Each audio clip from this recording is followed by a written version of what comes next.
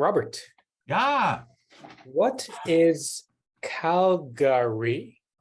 Calgary is the business place for the oil and gas business, whereas Edmundchuk is the administrative headquarters. So when the oil and gas business is pumping, real estate in Calgary goes good, and vice versa. And that's in Canada, right? It's in Alberta. On this episode of Real Estate Chat, we're going to find out what's going on with Calgary real estate. We are John De Perez and Eid. we're going to Calgary today. We're going on a field trip to Calgary today. So Robert, you shared this article with me, which reads, Calgary real estate market has busiest July on record as benchmark price jumps again. And we thought, as Torontonians, that only Toronto existed in Canada, as far as real estate housing markets are concerned. Well, I mean, hey, isn't this interesting that they put this video along with that Toronto housing market hits the brakes? I guess there's a push to Calgary real estate. Well, there is. They maintain they're finding a migration to Calgary because of affordability and because of jobs.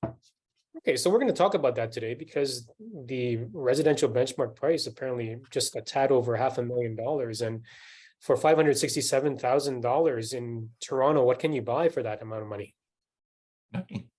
Nothing, not much. Maybe a studio in downtown. Certainly not the average. It's half the average. If you're lucky. It's half the average. Yeah. So we're going to go through some stats. Robert, what do you want to say about Calgary? I think it's a nice little town. I haven't been there since 1979. No, I'm sorry. I went there in 2006 to a conference with Presto Manhole, if we all know who he is.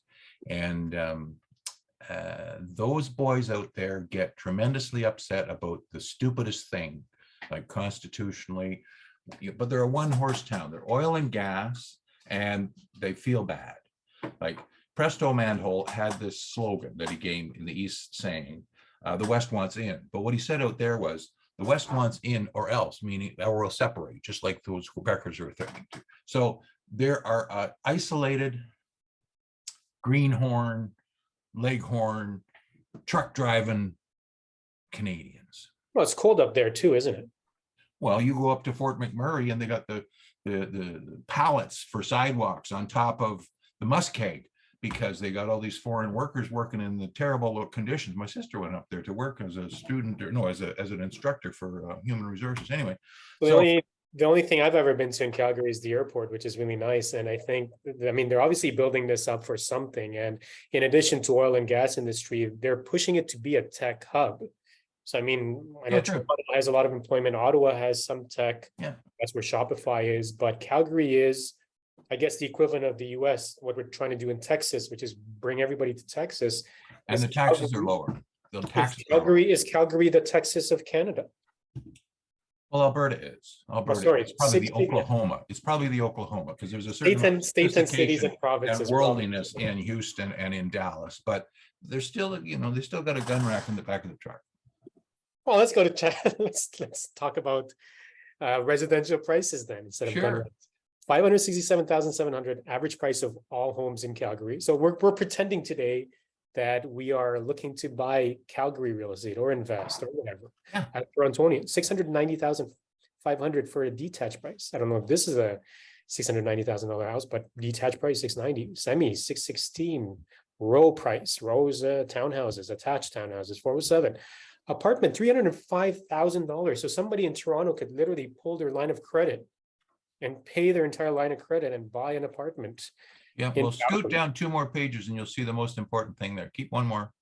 See, there's different zones, north, northeast. They do it by just, and you'll see that there's a good side and a bad side of town.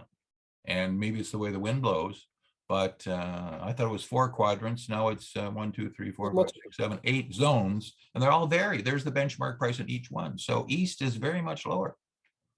So where are we going with this? I mean, I guess if you're like, I'm not familiar with Calgary real estate market. I'm just starting to get my foot wet in terms of looking at some of the information up there and browsing houses.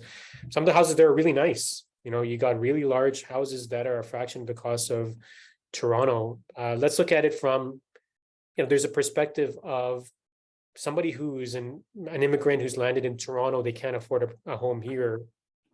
Should they buy in Calgary because it's cheaper? Well, employment is the number one thing. If you can't work, you can't afford the monthly payments, you can't qualify. So it depends on what the nature of your work is and the nature of your employment, and therefore the security of your employment and income source. How So, about as an investor?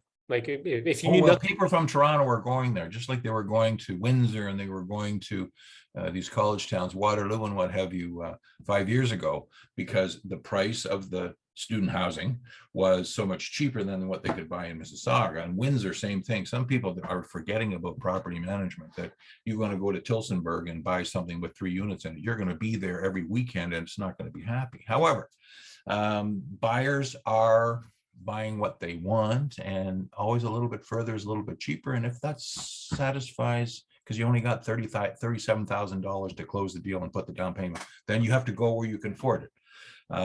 There's nothing wrong with Calgary. There's nothing wrong with Toronto, except for all the same things. Some areas are good, some areas are lousy, some areas are snooty, and some areas are lunch pail.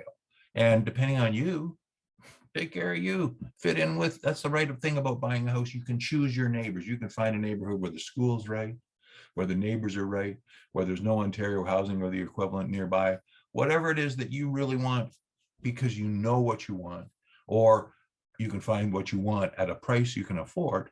That's what you do, as long as you can find employment.